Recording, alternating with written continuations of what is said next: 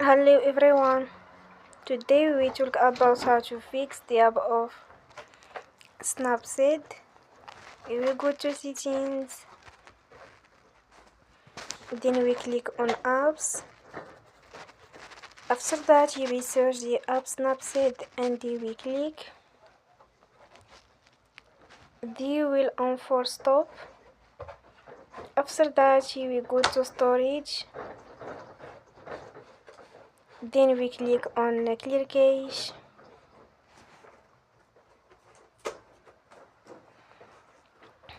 You will go to Play Store and you will update your app.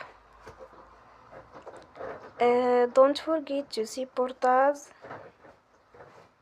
by like and subscribe. See you next time and thank you for watching.